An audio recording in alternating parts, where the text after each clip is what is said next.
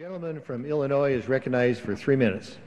Mr. Speaker, I have spent the past year speaking every week in this chamber about the damaging effects of our broken immigration system on our security, our economy, our families and communities. We started with such great hope at the beginning of this Congress.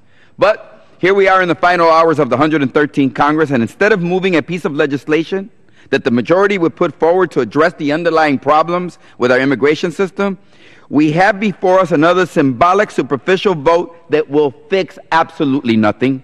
This bill will not strengthen security at our borders, including the most important gateways that are rarely mentioned at LAX, Chicago O'Hare, or JFK. This bill will not address the labor needs of our agricultural industry or tech industry. This bill will not protect American workers by implementing E-Verify across the board to make sure there is one legal labor force in America, paying their fair share of taxes and fully protected by American labor laws. This bill does not do that. This bill will not answer the pleas of U.S. American citizens who have a parent or a spouse who want to get right with the law, is willing to submit to a thorough background check at their own expense and prove to the American people that they are not a threat and are able to work and pay taxes and contribute to the success of this country.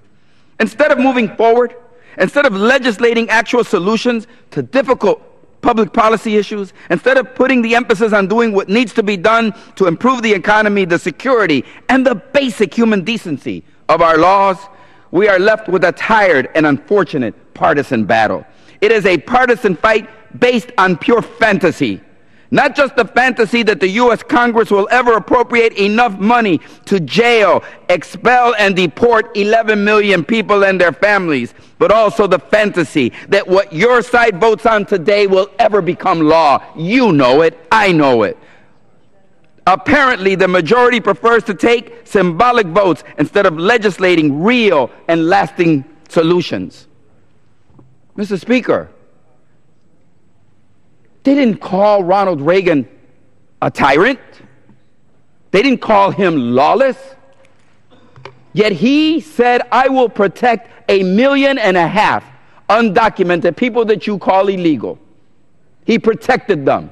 When the Congress expressly said they would not be included for any benefit under the 1986 Immigration Reform and Control Act, he protected them. He used his presidential power to do that. And he wasn't called a tyrant, he wasn't called lawless. He was doing the right thing, protecting the siblings and spouses of those that would be granted legalization under that law that Congress expressly excluded.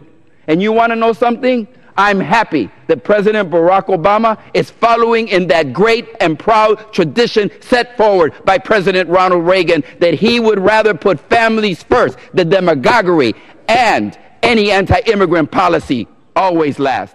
Thank you, Mr. Speaker.